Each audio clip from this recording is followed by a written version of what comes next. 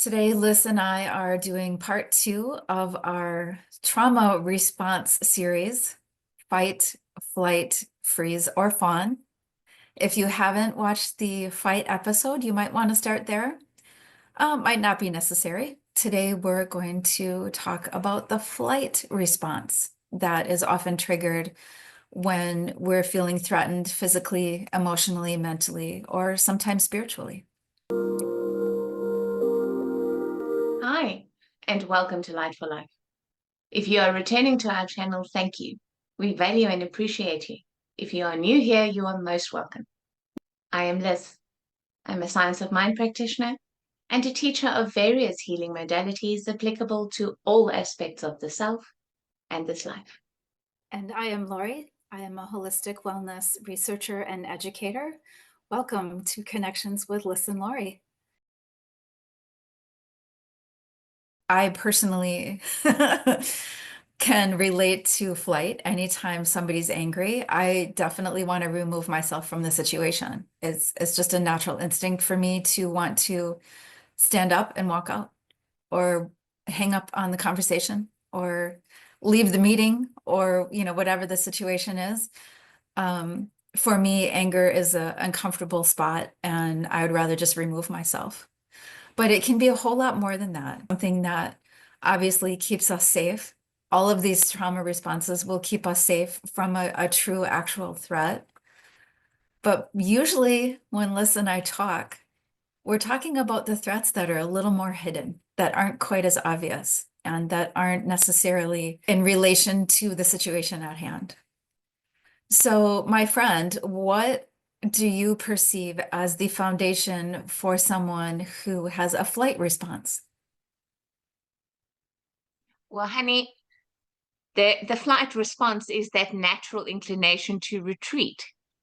And again, depending on the personality's extent of extro or introversion, an extrovert would step towards a threat in an exaggerated fight response. An introvert would retreat away from the threat. So flight is very, very interesting to me in terms of the ways that we engage it, other than physically retreating or physically running away. We take flight internally. Yeah. The number one way that a flight response manifests is an addiction. Yeah. Because a flight response is an escapism. Mm-hmm. So it could even be something like excess daydreaming. Yes. Right down to drug use or numbing emotions with a substance like alcohol. These are all trauma flight responses. We also can have such an exaggerated flight response that when we take it to its utter extreme, it's complete insanity, where we literally lose our minds. Right. At its heart, that's what all true craziness is. It's a mental running away from. Right. It's a mental flee. To the point where we can even abandon ourselves. Mm-hmm. We can literally flee our own sense of identity, our own core, and any connection to truth or reality. So the flight response is something that we have to learn how to be present with, so that we can teach ourselves how to be present with instead of retreat. Mm-hmm. I can really relate to that. Under a very significant stressor, I dissociated somewhat because it was just so much to take in. I had to separate from the situation.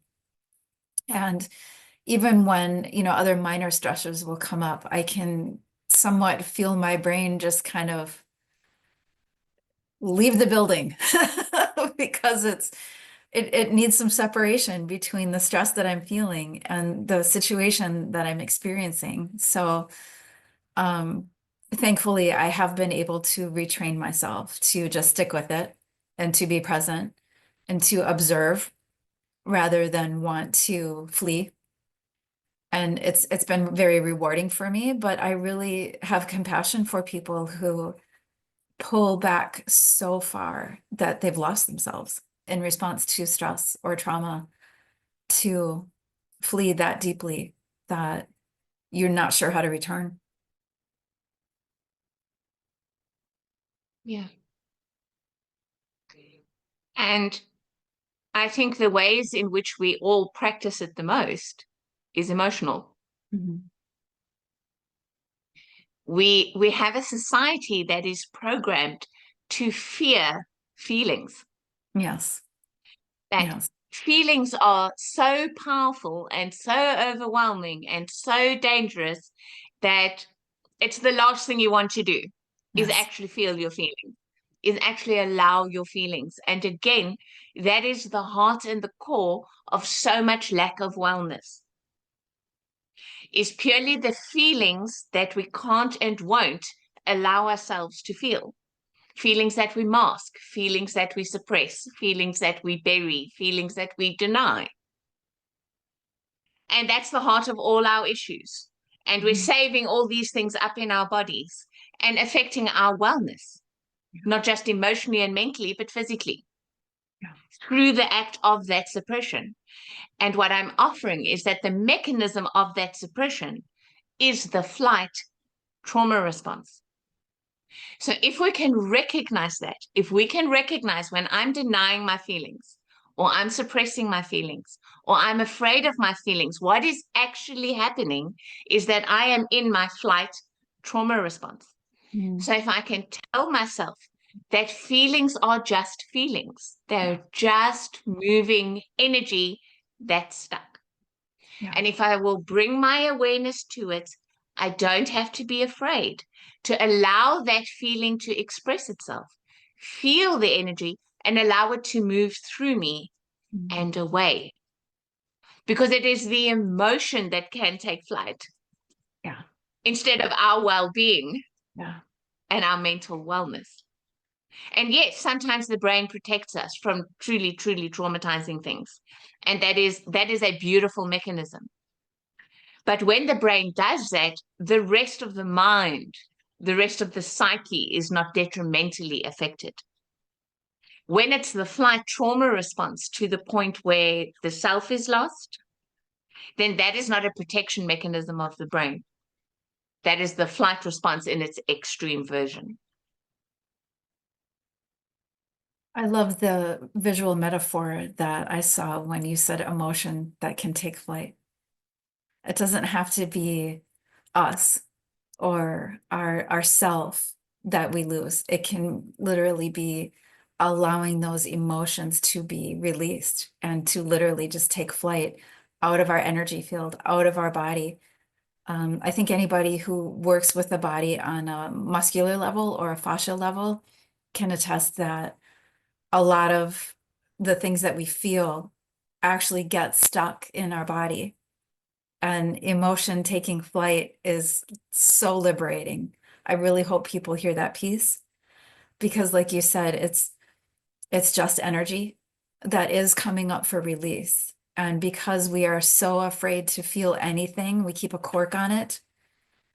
When we can finally start to allow that again, when we can take that cork off nicely and gently and just allow that energy to move again and release those emotions again, not only do we feel lighter, we feel like we lost an elephant off of our chest, but we are lighter. Our whole being, all the way down to the cell, is literally lighter because you've released an invisible illness in a way that could, if you keep it, could start to cause other problems going on in the body. And I couldn't agree with you more that most, if not all, of our ailments, our illnesses, our diseases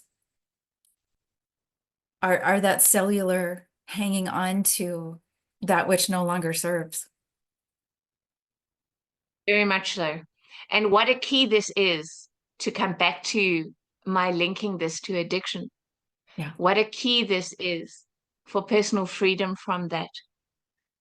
because so many people struggle to release an addiction because they're trying to release the addiction. Yes. But the addiction is not the problem. The Right. addiction is the coping mechanism. The addiction is what's helping you to be okay. As damaging as it is, the addiction is the only way in which you love yourself. Yeah. The addiction is the only way in which you're actually taking care of yourself. So to release the addiction would be an act of self-abandonment. Mm. If you don't recognize that the addiction is a symptom, what Yes. needs to be released is the flight trauma response. Yeah. And that takes a lot of courage. That takes so much bravery Hmm. to recognize that I have had an exaggerated flight response to trauma. Yeah. And I'm going to choose to stay present instead of run. Hmm. That takes courage. That takes a profound amount of courage. But it's only about 3 seconds of it. Yeah. If we Yeah. can just have those 3 insane seconds of courage to force ourselves to stay present and not flee. And I'm talking internally now. If there's a Hmm. physical threat and you can run, run. Yeah. But internally, to stay present and not engage that flight mechanism. The more we overcome that inclination, the less necessary a flight symptom like an addiction is. Because we're learning to love ourselves with presence instead of with escapism. Yeah. We have to look at the foundation of what is causing us to have acquired some kind of coping mechanism. And you're right, it isn't easy. It does take some courage, but it is the key to transforming the need for that coping mechanism. What and you know, you touched on something really early. What is fascinating about our society is there are several coping mechanisms to choose from, to unplug and to check out. And um, it's unfortunate in a way that there are so many different tools that a person could use to not feel whatever we're supposed to feel. But it's part of who we are. Denying our feelings is denying a full part of ourself. It's denying a full part of the human experience to deny what we feel. And, you know, like you said, it's not always easy. It does take some courage, but when you open that door, it really can be seconds before you actually start to feel the shift and you're already coming down the other side of the mountain. And it's interesting to me when I was first starting to allow myself to feel some of the fear that I had been keeping in a box in a closet on a shelf for years and years and years. It was the fear of the fear itself that was insurmountable in my mind. And when you start working through that and you start allowing yourself to feel whatever it is just for a brief moment, you can immediately see that there is nothing to fear but fear itself because you start feeling better so quickly. And it's in hindsight when you think, oh my gosh, I hung on to that for so much longer than I needed to. If I would have known it was going to be that easy, I would have done this a long time ago. And it's true. I'm not just saying that to make you feel better. It's true. It's it's not Yeah. insurmountable. It's the fear of the fear that's in the way. Well, honey, you know, there are so many of the highest spiritual truths that have become buzzwords at the Yeah, moment, yeah. which is a pity. Empowerment, Hmm. authenticity, the journey. These are some of the most important and the highest spiritual truths, and they're being thrown around like they're the latest fad Yeah, in almost banal ways. yeah. And that is really, really, really a pity because, honey, so many people feel so powerless in their lives. Mhm. So many people have absolutely no idea how to be their authentic selves. Right. They are so used to conforming and putting on a mask and what society expects. They have no idea what actual authenticity even would look like. And they have no idea how they could feel less helpless and less powerless in their lives. And the secret is to feel your feelings. Yeah. Because what is keeping you from your authentic self? What is preventing you from that journey of your own rise? What is keeping you from your own sense of power is all the feelings you won't feel. Yes. It's literally that simple. It's all the feelings that you won't feel. Everything that we think of in terms of spiritual growth and ascension and advancement and all these other lovely catchphrases is really just a natural process that we're preventing. Mm-hmm. And if we will just not do that, if we will just stop preventing it, then it does it all by itself. It's Yeah. amazing. And that's when it's real. That's when it's not my authentic self, like some fake fad. But I am really fleshing out my authentic self. This is me, warts and all, in my full power. The opposite of flight. Thank you for connecting with Light for Life. Please go ahead and subscribe to the channel. If you would like to work with one of us, you can find our contact information in the About section. Please share your insights, your questions, and your comments with us. We value your feedback. And we really hope that we will see you for our next episode. We upload one every Thursday. Until we connect again, we send you love and light.